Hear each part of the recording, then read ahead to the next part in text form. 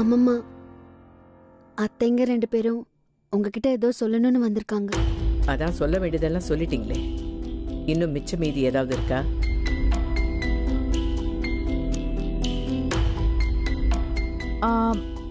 எங்களை மன்னிச்சிருங்க அத்தை.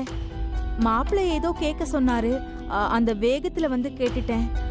ப்ளீஸ் அத்தை. ஆமா அத்தை, நீங்க எங்களை பொண்ணு மாதிரி தான் நடத்துறீங்க. ஆனா நாங்க தான் விவஸ்த கட்டத்தனமா வாய்க்கு வந்ததெல்லாம் பேசிட்டோம்.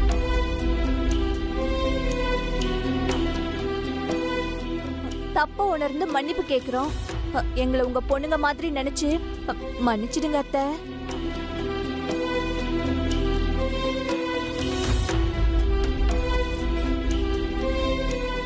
அத்தை, இந்த சாவி கொத்த நீங்களே வச்சுக்கோங்க.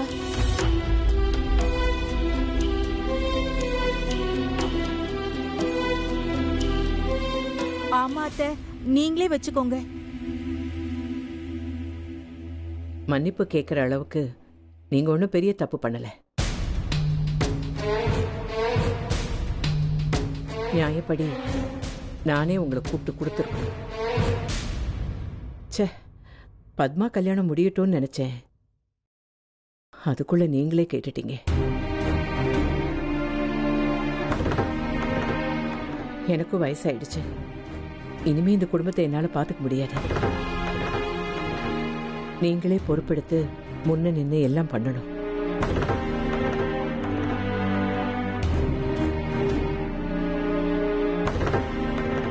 என்ன பாக்குறீங்க? எல்லா வேலைக்கும் ஒரு ரிட்டையர்மெண்ட் இருக்கு. நான் இதுல இருந்து ரிட்டையர் ஆயிட்டேன்னு நினைச்சுக்கோங்க.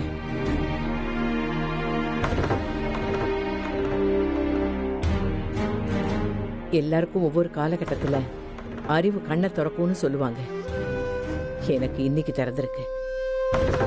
அதனால நீங்க யாரும் கில்ட்டியா ஃபீல் பண்ண வேண்டாம். ப்ளீஸ் அத்தை, இத வாங்கிக்கோங்க. எங்களுக்கு இந்த சாவி மேல எல்லாம் ஆசை இல்ல அத்தை. ஆமா அத்தை, கொடுத்த பொருளை வாங்குற பழக்கம் எனக்கு என்னைக்குமே இல்லை. அதை நீங்களே வச்சுக்கோங்க. சூர்யா கல்யாணத்துக்கு அப்புறம் சாவி கொத்து கைக்கு வரும்னு நினைச்சேன். ஆனா இப்பவே வந்துருச்சு.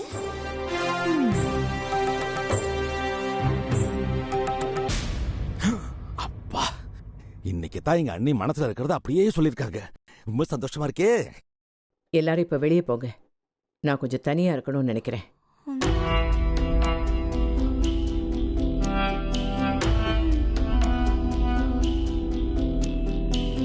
அண்ணி என்ன சொன்னாங்க?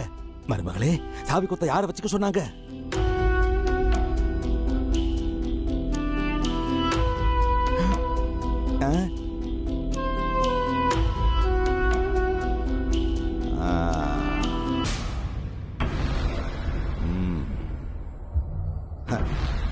அதிகாரமே இன்னும் கைக்கு வரல, அதுக்குள்ள என்னையே மதிக்காம போறீங்களா? இருங்கடி, உங்களுக்கு வைக்கிறேன் ஆப்.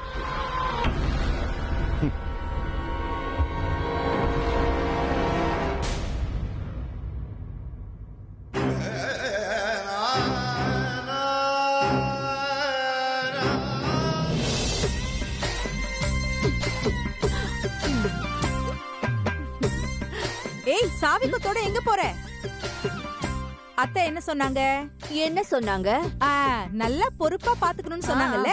இந்த வீட்டோட மூத்த மருமக நான் தான். எனக்கு தான் பொறுப்பு அதிகம். அதனால இந்த சாவி கொத்த நான் தான் வச்சுக்கணும். கொடு. வேணாக்கா, நான் என்ன மத்தவங்க மாதிரி ஊதாரித்தனமாவா இருக்கேன்? எனக்கு தான் பொறுப்பு அதிகமா இருக்கு. அதனால சாவி கொத்த நானே வச்சுக்கிறேன். அதெல்லாம் முடியவே முடியாது. எனக்கு தான் வேணும். நான் தான் இந்த வீட்டோட ராஜ பரம்பரையை சேர்ந்தவ. கொடு என்கிட்ட. அதெல்லாம் முடியாது. கொடு. முடியாதுக்கா. முடியாது. நான் தான் இந்த வீட்டோட மூத்த மருமக. நான் தான் வச்சுக்குவேன். ஏய், இது என்னோடது. நான் தான் இந்த வீட்டோட மூத்த மருமக. என்கிட்ட தான் இருக்கணும். அதெல்லாம் கொடுக்க முடியாது. நான் தான் வச்சுப்பேன். ஏய், உனக்கு தான் கொஞ்சம் கூட பொறுப்பே கிடையாது. ராஜி, ஜெயந்தி, இல்ல, நீ பொறுப்பா வச்சிர மாட்டே. என்கிட்ட தான் இருக்கணும். கொடு. இவங்க சண்டை இப்போதைக்கு ஓயாது போல இருக்கே. என்ன பண்ணலாம்? சாவி எப்படி இருந்தாலும் இவங்க கிட்ட தானே இருக்க போகுது. அப்புறம் பாத்துக்கலாம். திரும்ப கேக்குறீங்க? சொன்னா கேளு. சாவி கொத்து என்கிட்ட தான் இருக்கணும். கொடு. என்கிட்ட கொடுத்து. ஏய் விடு ஜெயந்தி. ஏய் இதெல்லாம் கொடுக்க முடியாது. ஒழுங்கா கொடுத்துரு. ஏய் மொத்தம் மூத்த மட்டும் சொல்றேன். அதெல்லாம் முடியாது. நான் தான் பொறுப்பான மருமக. ஜெயந்தி ஏய் கொடுத்துரு. அரே சொன்னேன் கொடுத்துரு.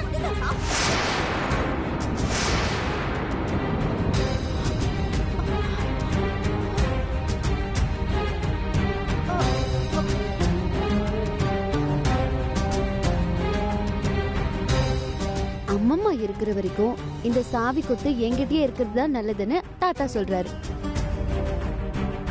செத்து போனவங்க பேசுறதெல்லாம் கூட உனக்கு கேக்குதா? பெரியத்த தாத்தா சொன்னது எனக்கு கேட்கல. ஆனா இப்படி நடந்தா இதுதான் அர்த்தம்னு எனக்கு மட்டும் இல்ல, எல்லாருக்கும் தெரியும்.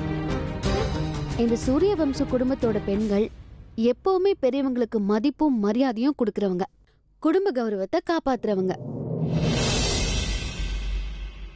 அப்படி நீங்க 2 பேரும் செய்றீங்கன்னு தாத்தா நினைக்கிறாரோ என்னவோ. என்ன தாத்தா, கரெக்டா?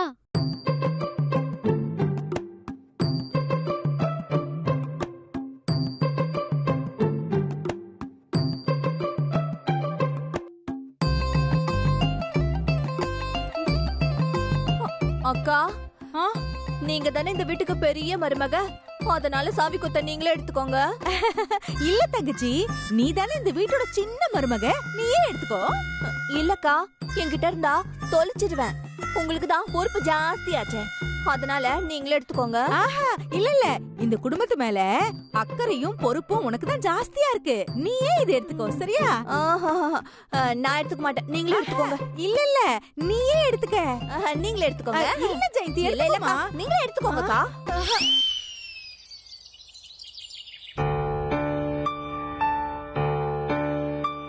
வாய்க்கு வாய் ஏன் மருமக ஏன் மருமகன்னு சொல்லுவாங்க.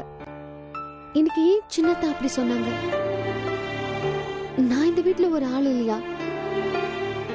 அப்போ அதெல்லாம் வெறும் பேச்சு தானா? அந்த ஐயர் எதுக்கு வந்தாரு? ஷோ கடவுளே, ஒண்ணுமே புரியலையே. I can't tolerate this situation. I can't.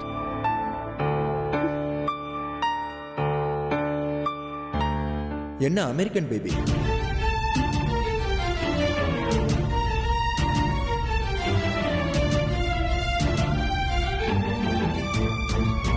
கால்ல சுடுதண்ணி ஊத்துன மாதிரி இப்படி துள்ளிக்கிட்டு இருக்க, என்ன விஷயம்? எதா இருந்தாலும் உனக்கு என்ன? உன் வேலையை பாரு. நீ என்ன பண்றன்னு பாக்குறதுதான் என்னோட வேலையே. என்ன ரூமை விட்டு துரத்தி விட்டாங்களா? ஒரு புரோகிதர் வந்திருப்பானே.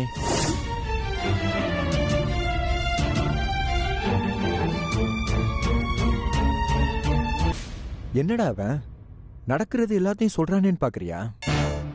நான் சொல்றதுதான் நடக்குது. என் கல்யாணத்தை நிறுத்துறதுக்கு எப்படி ஒரு பிளான் போட்டு வச்சிருப்பேன். அதை பிரேக் பண்ற மாதிரி ஒரு நியூஸ் சொல்லட்டுமா? நீயா தெரிஞ்சுக்குவேன்னு நினைச்சேன், பட் என்னால கண்ட்ரோல் பண்ண முடியல. மாசி மாசம் பஞ்சமியில எனக்கும் பத்மாவுக்கும் கல்யாணம் கிடையாது. உங்க அண்ணம்மா மாத்திட்டாங்கன்னு நினைச்சியா? இல்ல, நான் தான் மாத்த சொன்னேன். நான் தான் அன்னைக்கே சொன்னேனே, நீ எல்லாம் எனக்கு ஒரு பப்பா மாதிரி. நீ என்ன யோசிச்சாலோ அதுக்கு மேல நான் யோசிப்பேன். நீ சொல்ற கால்குலேஷன்லாம் இங்க நடக்காது. ஏன் அம்மம்மா டிசைட் பண்ணதுதான், அதுல சேஞ்சே கிடையாது.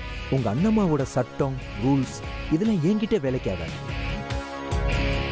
ஏன் கல்யாணம் என்னைக்கு நடக்கணும்னு நான் தான் முடிவு பண்ணணும், உங்க அண்ணம்மா இல்ல. ஒரு விதத்துல நீ சொல்றது சரிதான். உங்க அண்ணம்மா முடியாதுன்னு கூட சொல்லலாம். ஆனா நான் என்ன சொன்னாலும் நம்புற என் மாமியார் இருக்காங்க. அதான் அந்த லூசு ராஜ்யத்தை இருக்கிற வரைக்கும் நான் நினைச்சதான் நடக்கும். கண்டிப்பா நான் சொல்ற தேதியில தான் நடக்கும். அத அவங்களே நடத்துவாங்க. அப்புறம் தேவையில்லாம பிளான் போடுறது, கல்யாணத்தை நிறுத்துறோன்னு கண்டதை யோசிச்சு மூளையை வேஸ்ட் பண்ணாத. கல்யாணத்துக்கு நீயும் தேவதாசும் கரெக்டான நேரத்துக்கு வந்து பத்மாவை ஆசீர்வாதம் பண்ணிட்டு போங்க.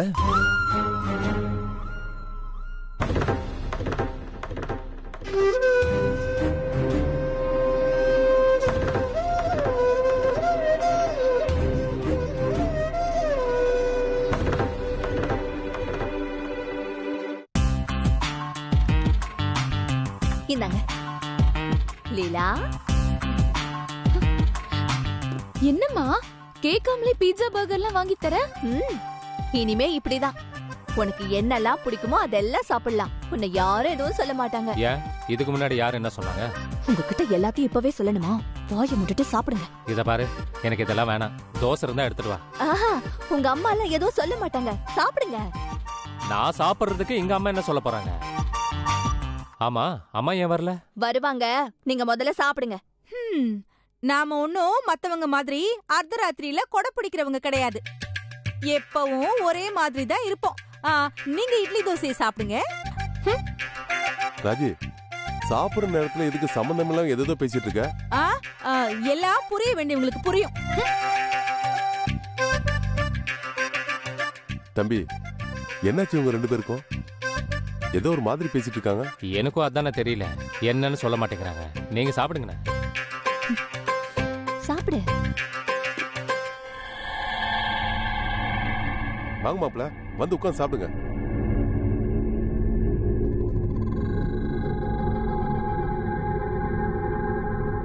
ஏய் பத்மா, மாப்பிளைக்கு பரிமாறு.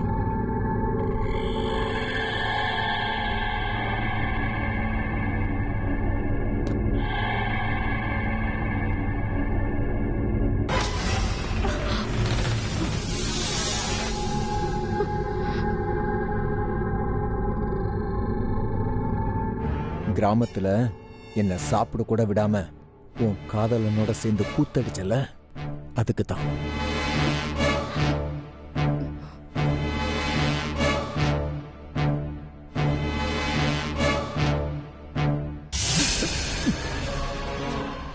சாரிங்க, கை தவறி விழுந்துருச்சு. மாப்பிள்ள ஏதோ தெரியாம போட்டுட்டா, தப்பா எடுத்துக்காதீங்க. ஏய், என்னடி மாசம் மாசம் நின்னுட்டு இருக்க? போ, வேற தோசை எடுத்துட்டு வா. ராஜி, தவறி விழுறதுலாம் சகஜம்தான். இதுக்கு போய் எதுக்கு பத்மாவை திட்டுற? மாமா சொன்னது சரிதான். கை தவறி போனா தப்பு இல்லை, கால் தவறி போனாதான் தப்பு.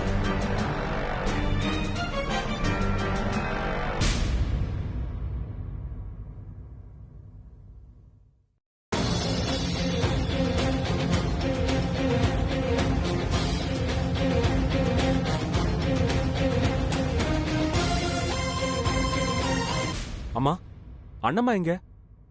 அவங்க சாப்பிட்டாங்களா? அவங்க சாப்பிடுவாங்கப்பா. நீ போய் முதல்ல குளிச்சிட்டு வா, சாப்பிடலாம். இது என்ன புது பழக்கம்? அண்ணம்மா இருக்கும்போது அவங்கள விட்டு எப்படி சாப்பிடுறது? இதை தாண்டா நான் காலையில இருந்து கேட்டுட்டு இருக்கேன். என்ன வாயை மூடிட்டு சாப்பிடுன்றாங்க. என்னங்க, அம்மாவும் சித்தியும் அண்ணம்மா கூட சண்டை போட்டுட்டாங்க.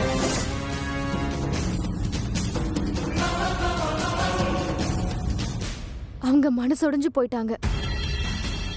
அதுக்கப்புறம் அவங்க யார் கூப்பிட்டாலும் ரூமை விட்டு வெளியே வரவே இல்லை. சண்டை போட்டாங்களா? என்னக்கா நடந்துச்சு? அதெல்லாம் நம்ம அப்புறம் பேசிக்கலாம் சூர்யா. நீ முதல்ல போய் ரெடி ஆயிட்டு வா, போ. அம்மா, நீ கொஞ்சம் சும்மா இரு. என்னக்கா நடந்துச்சு, நீ சொல்லு. அக்கா, உன்னை யாரும் எதுவும் சொல்ல மாட்டாங்க. நீ தைரியமா சொல்லு, நான் பாத்துக்கிறேன். நீ போனதுக்கு அப்புறம் புரோகிதர் வந்தாரு.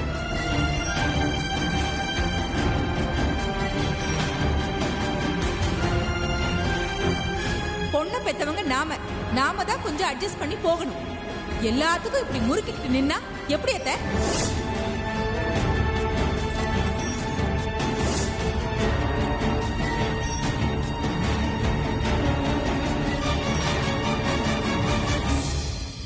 அப்போ உள்ள போன அண்ணம்மா அதுக்கப்புறம் வெளியவே வரல.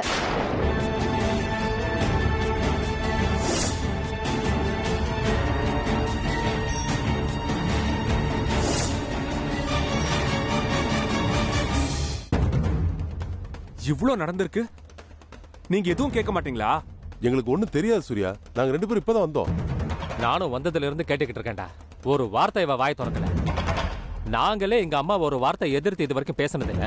கேவலம் இந்த நகைக்காக இவ்வளவு மோசமாவா நீங்க நடந்துக்குவீங்க? முதல்ல நீங்க 2 பேரும் எங்க அம்மாட்ட மன்னிப்பு கேளுங்க. அதெல்லாம் கேட்டாச்சு, நீங்க வாயை மூடிட்டு உட்கார்ந்து சாப்பிடுங்க. இல்ல சூர்யா, என்ன நடந்துச்சு தெரியுமா? எதுவும் பேசாதீங்கம்மா. அண்ணம்மா முன்னாடி உட்கார்ந்து சாப்பிடுறதுக்கே யோசிக்கிற நீங்க அவங்கள கேள்வி கேக்குறீங்களா? எங்க இருந்து வந்தது இவ்ளோ தைரியம்? அண்ணம்மா ஆலமரம் மாதிரி, அவங்க நிழல்ல தான் நாம இருக்கோம். நிழலோட அருமை வெயில்ல தான் தெரியும்னு சொல்லுவாங்க. ஆனா அண்ணம்மா அருமை உங்களுக்கு தெரியல. உங்களுக்கெல்லாம் அண்ணம்மாவை விட காசு பணம் தான் முக்கியமா போச்சு.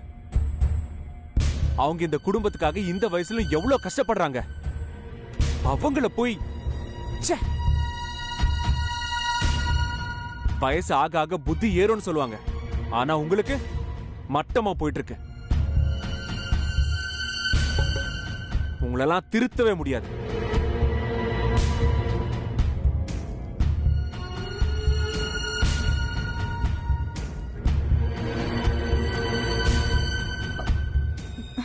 என்னங்க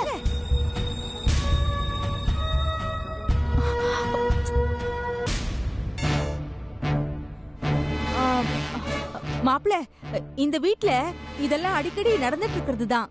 நீங்க எதுவும் கவலைப்படாதீங்க. நீங்க சாப்பிடுங்க. ஏய் பரிமாறி. இன்னைக்கு இவ்வளவு நடந்திருக்கா? இது தெரியாம நான் ரூம்குள்ளேயே இருந்துட்டேனே.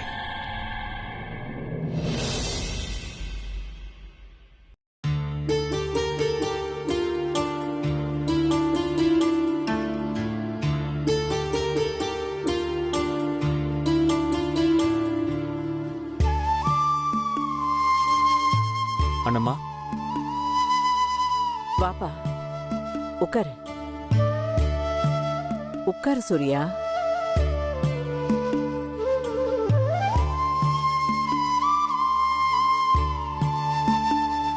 இப்போ உங்க உடம்புக்கு எப்படி இருக்கு?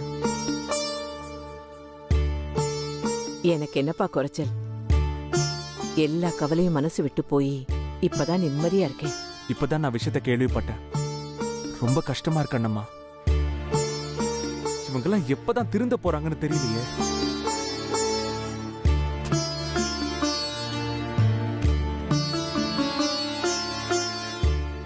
அவங்கள குத்தம் சொல்றதுக்கு எதுவும் இல்ல சூர்யா. நான் தான் தப்பு பண்ணிட்டேன். இதெல்லாம் முன்னாடியே செஞ்சிருக்கணும். உங்க மனசு எவ்வளவு வருத்தப்பட்டுச்சுன்னா நீங்க இப்படி பேசுவீங்க அண்ணம்மா? அதெல்லாம் ஒண்ணும் இல்லப்பா. நீ எதையும் மனசுல வச்சுக்காத, விடு. இல்ல அண்ணம்மா, அம்மாவும் பெரியம்மாவும் இப்படி நடந்துப்பாங்கன்னு நான் கொஞ்சம் கூட எதிர்பார்க்கல. இந்த நகையோட மதிப்பை விட கோடி மடங்கு பெருசண்ணம்மா நீங்க. இது எல்லாமே நீங்க கட்டி காப்பாத்தின சொத்து.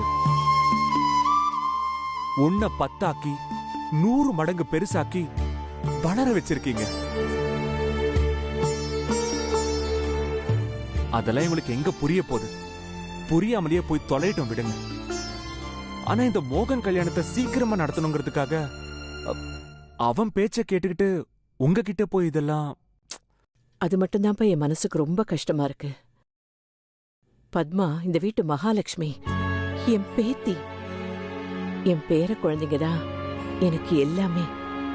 அவங்கதான் என் உலகம், என் உசுறு. எனக்கு தெரியும் அண்ணம்மா. இல்லப்பா, குடும்பத்தை யாராவது ஒருத்தர் கட்டுக்கோப்பா வச்சிருக்கணும். அதுக்காகத்தான் நான் எப்பவுமே ஸ்ட்ரிக்டா இருந்திருக்கேன். மத்தபடி எனக்குன்னு எந்தவித திமிரோ ஈகோவும் எனக்கு இல்ல.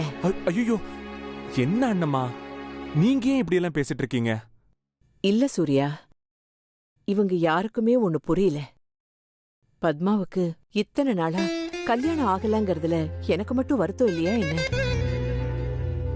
எத்தனை நாள் தூங்காம அழுதுருக்கேன். எத்தனை சாமிக்கு வேண்டுதல் வச்சிருக்கேன் தெரியுமா? எனக்கு புரியுது அண்ணம்மா. ஏதோ என் பேத்திக்கு இனிமே கல்யாணமே ஆகாதுங்கிற மாதிரி எதை பத்தியுமே யோசிக்காம டக்குன்னு யார் கையிலயோ பிடிச்சு கொடுத்துடலாமா? இந்த சூரிய வம்ச குடும்பத்துல இருக்கிற எல்லாருக்கும் என் மேல இருந்த நம்பிக்கை போயிடுச்சுப்பா.